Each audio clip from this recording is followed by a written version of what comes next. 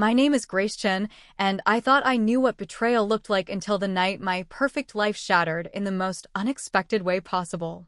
This is the story of how I discovered that sometimes the people who love you the most are the ones capable of the deepest deception. At 31, I had everything I'd ever dreamed of.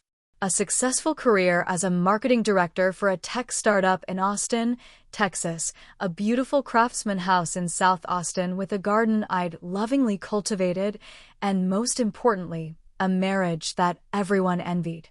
My husband, Daniel, was the kind of man who still brought me coffee in bed after 6 years of marriage, who remembered every anniversary and birthday with thoughtful gifts, who held my hand during movies and kissed me goodbye every morning like we were still newlyweds. Daniel worked as a software engineer for a prominent cybersecurity firm downtown. He was brilliant, funny, and had this quiet confidence that drew people to him. Our friends always joked that we were the couple they wanted to be when they grew up. We were that perfect pair who never seemed to argue, who finished each other's sentences, who had mastered the art of partnership. We'd been trying to have a baby for 2 years. It wasn't happening as easily as we'd hoped, but Daniel was endlessly supportive. When it's meant to be, it will be, he'd say, pulling me close during the difficult months when another pregnancy test came back negative. We have all the time in the world. Our life had a beautiful rhythm. Weekend mornings at the South Austin Farmers Market, hiking the Greenbelt on Sunday afternoons, and dinner parties with our close-knit group of friends. Daniel's colleagues adored me, and mine loved him. We were woven into each other's lives so completely that I couldn't imagine where I ended and he began. The first crack in my perfect world appeared on a Tuesday evening in October. I'd come home early from a particularly stressful day dealing with a product launch crisis, looking forward to Daniel's famous pasta carbonara and maybe a glass of wine. Instead, I found the house empty and a note on the kitchen counter: emergency at work. Might be late. Love you. Nothing unusual about that. Daniel's job sometimes required late nights, especially when dealing with security breaches or system updates. I ordered Thai takeout and settled in with a book, expecting him home by 10. He didn't come home until nearly 2 a.m. I heard his key in the door as I was drifting off to sleep, felt him slip quietly into bed, trying not to wake me. Everything okay? I whispered in the darkness. Sorry, babe. Major client crisis. Took forever to resolve. His voice was tired, and he pulled me close.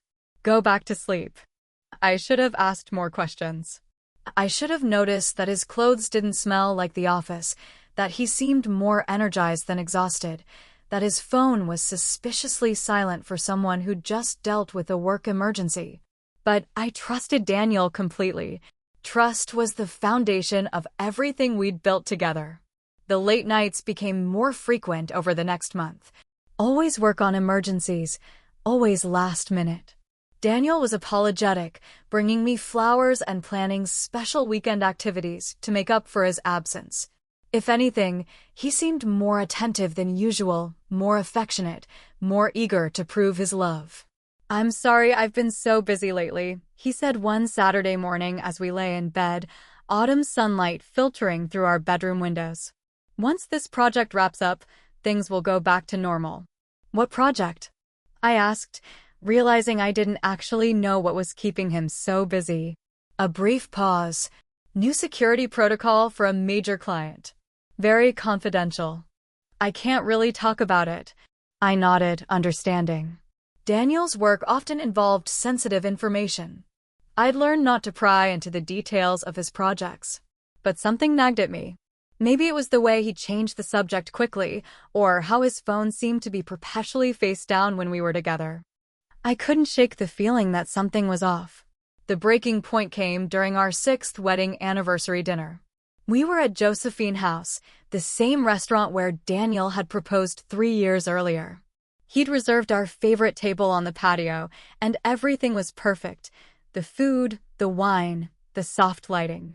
Daniel was being his charming self, telling funny stories and making me laugh until my cheeks hurt. 6 years, he said, raising his glass. Here's to 60 more. I smiled and clinked my glass against his, but as I did, I noticed something that made my stomach drop. A small bandage on the inside of his wrist, partially hidden by his shirt cuff. "What happened to your arm?" I asked. Daniel glanced down and quickly adjusted his sleeve. "Oh, just a blood draw. Annual physical, you know." But I knew Daniel's schedule. His physical wasn't for another 3 months. I'd made the appointment myself and put it on our shared calendar. The rest of dinner passed in a blur. I smiled and nodded and played the part of the happy wife, but inside, my mind was racing. Why would Daniel lie about a simple blood test? What else was he hiding? That night, after Daniel fell asleep, I did something I'd never done in 6 years of marriage. I looked through his phone. My hands trembled as I scrolled through his messages, expecting to find evidence of an affair. What I found was far more confusing. There were no suspicious texts, no secret contacts, no deleted call logs. His email was equally clean. If Daniel was hiding something, he was being incredibly careful about it. But then I noticed something odd. His health app showed recent medical appointments I didn't know about. Blood work, consultations, follow-up visits. All at Austin Medical Center, all in the past 2 months. I felt sick. Was Daniel seriously ill? Was that why he'd been acting strange? Why he'd been having mysterious meetings and late nights? The thought of losing him terrified me more than any affair ever could. The next morning, I confronted him gently. "Daniel, are you feeling okay? You've seemed stressed lately." He looked up from his coffee, and for just a moment, I saw something flash across his face. Fear? Guilt? It was gone so quickly I almost thought I'd imagined it. "I'm fine, Grace. Just work stuff. You know how it is. If something was wrong, you'd tell me, right? We promised each other honesty above everything else." Daniel reached across the table and took my hand. "Of course I would. I love you more than anything in this world. You know that, right?" I squeezed his hand and nodded, but the doubt remained. Over the next week, I found myself paying attention to details I'd never noticed before. The way Daniel was always the first to check the mail. How he'd started taking his laptop with him everywhere, even to the bathroom. The fact that he'd suddenly become very interested in our life insurance policies, asking detailed questions about coverage and beneficiaries. Hey, if you're loving this story and want to never miss incredible tales like this one, hit that subscribe button right now. You won't believe where this is heading, and I promise you don't want to miss what happens next. My breaking point came when I decided to surprise Daniel at work with lunch. It was a Friday, and he'd mentioned having a particularly stressful day. I picked up sandwiches from his favorite deli and drove to his office building downtown. The receptionist at his company looked confused when I asked for Daniel Chen. "I'm sorry, but Mr. Chen isn't in today. He called in sick this morning." My heart stopped. "Sick? Are you sure?" "Yes, I took the call myself around 9 a.m. Is everything okay?" I mumbled an excuse and left, my mind reeling. Daniel had kissed me goodbye that morning, dressed in his work clothes, briefcase in hand. He'd told me he had back-to-back meetings all day. Where was he? I drove home in a daze, the untouched sandwiches growing cold in the passenger seat. When I pulled into our driveway, Daniel's car wasn't there. I sat in my car for 10 minutes, trying to process what was happening. That evening, Daniel came home at his usual time, looking perfectly normal. "How was your day?" I asked, studying his face. "Brutal. Meeting after meeting. I barely had time for lunch." He kissed my cheek and headed toward the shower. "How was yours?" I could have confronted him then. Should have. Instead, I said, "Fine. Just the usual." That night, I made a decision that would change everything. I was going to find out what Daniel was hiding, no matter what it cost me. I started small. I memorized his phone passcode by watching him type it in. I noted the times he left and returned, cross-referencing them with his claimed schedule. I even called his office a few times, pretending to be a client, just to confirm whether he was actually there. The pattern that emerged was disturbing. Daniel was lying about his whereabouts at least 3 times a week. He was going somewhere regularly, somewhere he didn't want me to know about. My imagination ran wild. Was he having an affair? Was he sick and trying to protect me from the truth? Was he in some kind of trouble? The answer, when it finally came, was none of the above. I discovered the truth on a rainy Thursday afternoon in November. Daniel thought I was at my book club, but it had been canceled due to the weather. Instead of calling him, I decided to go home and surprise him with an early dinner. As I turned onto our street, I saw an unfamiliar car in our driveway. A sleek black sedan with medical license plates. My heart raced as I parked down the block and walked carefully toward our house.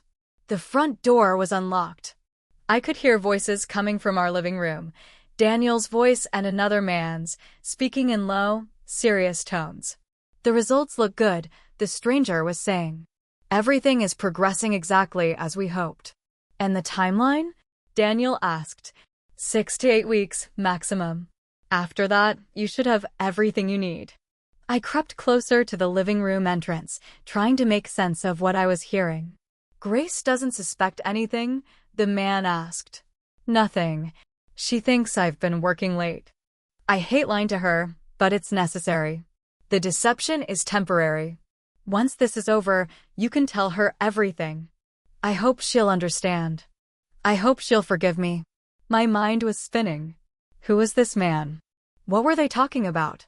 What did Daniel need forgiveness for? I decided to confront them directly. Taking a deep breath, I walked into the living room. Daniel? What's going on? Both men turned toward me, their faces showing shock and something else. Guilt. Grace. Daniel stood up quickly, his face pale. You're home early. The other man was middle-aged, wearing a doctor's coat. He looked between Daniel and me, clearly uncomfortable. I think I should go, he said, gathering up some papers from our coffee table. We'll continue this conversation later. No, I said firmly, standing in his path. I want to know what's going on. Right now. Daniel ran his hands through his hair, a gesture I recognized as his tell when he was deeply stressed. Grace, please. Let Dr. Martinez leave, and then we'll talk. Dr. Martinez? I looked at the man more closely. What kind of doctor are you? Obstetrics and fertility, he said quietly. I think your husband should explain. The room went silent. I stared at Daniel, my mind trying to process this information. Fertility? Daniel, what is this about? Dr. Martinez looked at Daniel with something like sympathy. I'll give you two some privacy. He handed Daniel a business card. Call me when you're ready to proceed. After he left, Daniel and I stood facing each other in our living room, the air thick with unspoken truths. Sit down, Daniel said gently. Please. I remained standing, my arms crossed. Tell me what's happening. Now. Daniel took a shaky breath. Grace, you know how much we both want a baby. How hard it's been that we haven't been able to conceive naturally. I nodded, confused about where this was going. I've been getting tested. Extensively. For the past 2 months. Tested for what? For why we haven't been able to get pregnant. I felt a flicker of relief. Maybe this wasn't as bad as I'd feared. Okay, but why all the secrecy? Why couldn't you just tell me? Daniel's face crumpled. Because of what we found out. The room seemed to tilt. What do you mean? Grace, I'm sterile. I have been my entire adult life. There's no possibility that I could ever father a child naturally. The words hit me like a physical blow. I sank onto the couch, trying to process what he was telling me. But we've been trying for 2 years. Why didn't you get tested earlier? Because I already knew. The silence that followed was deafening. You knew. My voice came out as a whisper. Daniel sat down beside me, but I instinctively moved away. I've known since I was 25. I got tested when I was with my ex-girlfriend Sarah, after we'd been trying to conceive for a year. I stared at him, feeling like I was looking at a stranger. You've known for 6 years that you couldn't have children, and you never told me? I wanted to tell you. I tried to tell you so many times. When did you try to tell me? Daniel's voice broke. Before our wedding, I wrote you a letter explaining everything. I was going to give it to you the night before the ceremony, but when I saw how happy you were, how excited you were about our future together, about the family we'd have someday, I couldn't do it, so you lied to me. For 6 years, you let me believe we would have children together. I thought maybe the doctors were wrong. I thought maybe a miracle could happen. Miracles don't fix sterility, Daniel. I stood up, pacing now. You let me go through 2 years of thinking there was something wrong with me. Do you know how many nights I cried myself to sleep wondering why my body wasn't working? How many doctor's appointments I've had? How many tests I've endured? I know. I'm sorry. I'm so sorry. Sorry doesn't fix this. I was crying now, angry tears streaming down my face. You built our entire marriage on a lie. Not a lie, Daniel said desperately. Everything else is real. My love for you, our life together, everything we've built, that's all real. But you knew the one thing I wanted most in the world was impossible, and you never told me. Daniel was crying too. I was going to tell you. That's what Dr. Martinez and I have been working on. A plan. What kind of plan? There are options. Sperm donors, in vitro fertilization. We could still have a family, Grace. The baby would be biologically yours. I stared at him in disbelief. You've been planning my reproductive future without consulting me? I wanted to have solutions ready when I told you the truth. I wanted to be able to offer you hope. That wasn't your choice to make. We stood there looking at each other across the chasm that had suddenly opened between us. 6 years of marriage, and I felt like I was meeting him for the first time. What else? I asked quietly. What do you mean? What else have you lied to me about? If you could hide something this fundamental about yourself, what else don't I know? Nothing. Grace, I swear, this is the only thing. But trust, once broken, doesn't repair easily. Over the next few days, I found myself questioning everything. Every conversation, every shared moment, every plan we'd made together. How much of our relationship was built on Daniel's deception? I moved into our guest bedroom, claiming I needed space to think. Daniel respected my boundaries, but I could see the fear in his eyes every time he looked at me. He was terrified that I was going to leave him. Was I? I honestly didn't know. I called in sick to work and spent 3 days in our house, trying to figure out how to move forward. Daniel gave me space, but left little notes around the house. I love you. I'm sorry. Please don't give up on us. On the 4th day, I found a letter on my nightstand. It was yellowed with age, the edges worn, as if it had been handled many times. My name was written on the front in Daniel's careful handwriting. Inside was the letter he'd written 6 years ago, the one he'd been too afraid to give me before our wedding. My dearest Grace, it began.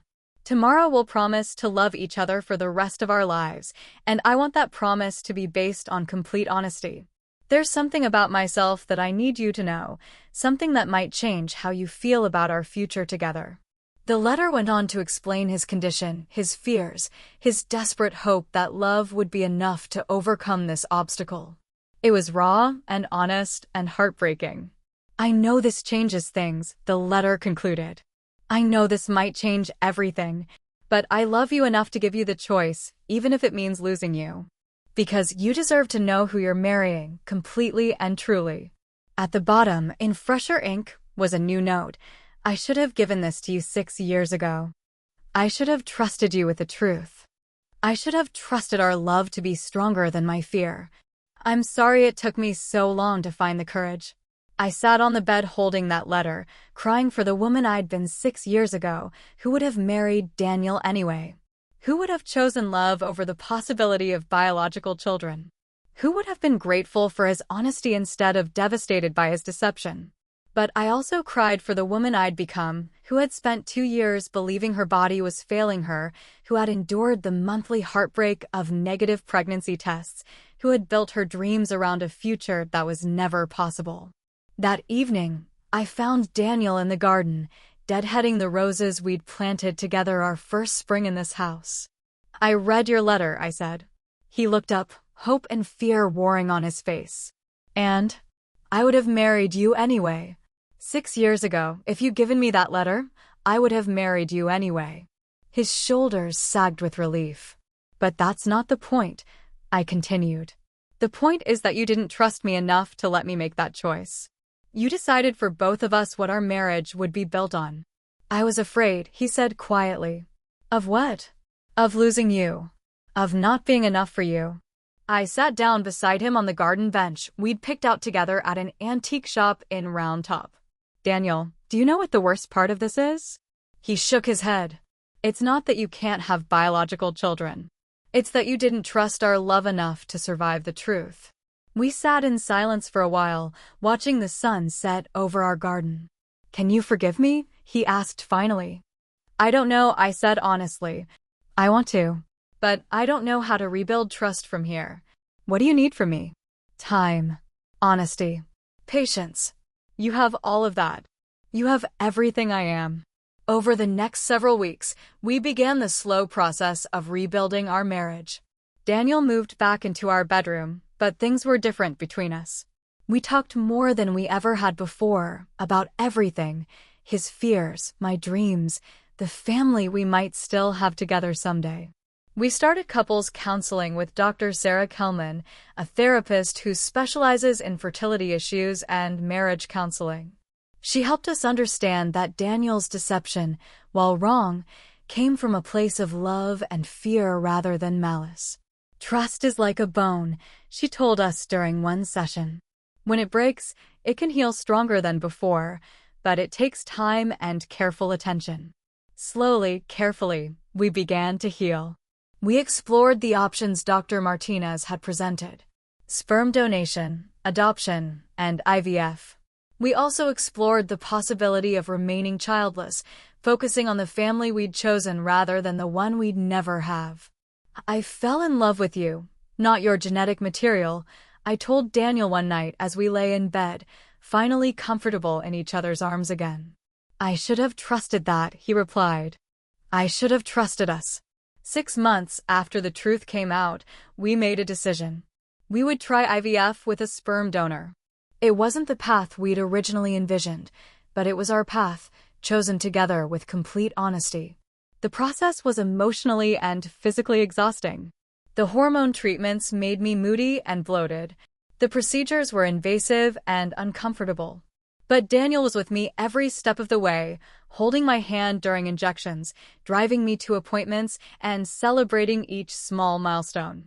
When the pregnancy test finally came back positive, we cried together, tears of joy, relief, and gratitude for the journey that had brought us here. Our daughter Emma was born on a sunny day in June, 8 months later. She has my eyes and my stubborn chin, and when Daniel holds her, his face lights up with such pure love that I sometimes forget she doesn't share his DNA.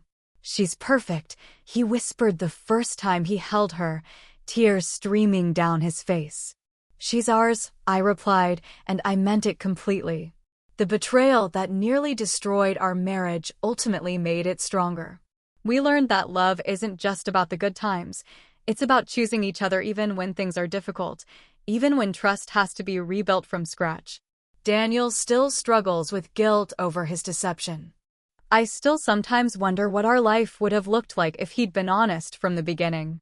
But we've learned to live with the complexity of our story, to accept that even good people make bad choices, and that forgiveness is often a daily decision rather than a single moment. Our friends sometimes ask how we got through it, how we rebuilt our marriage after such a fundamental betrayal.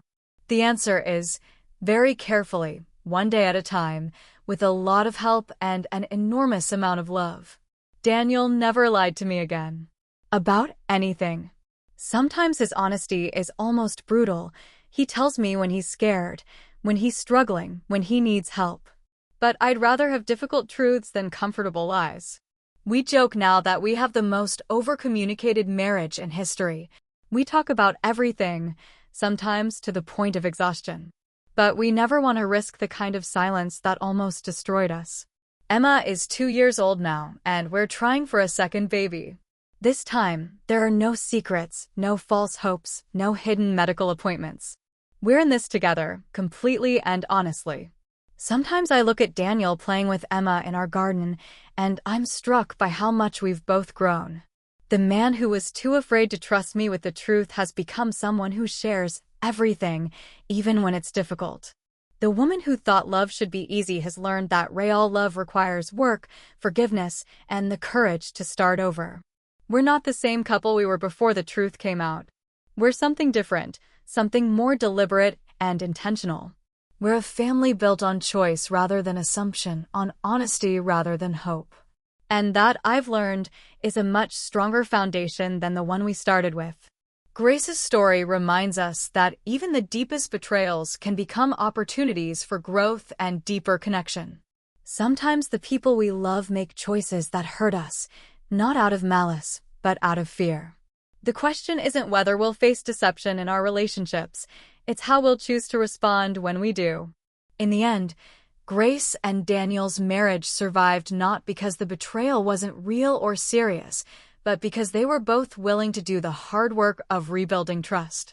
They learned that love isn't just a feeling, it's a series of choices, made daily, to be honest, vulnerable, and committed to each other's growth. What would you do in Grace's situation? Could you rebuild trust after such a fundamental deception? Share your thoughts in the comments below, and don't forget to subscribe for more powerful stories about love, forgiveness, and the complex realities of human relationships.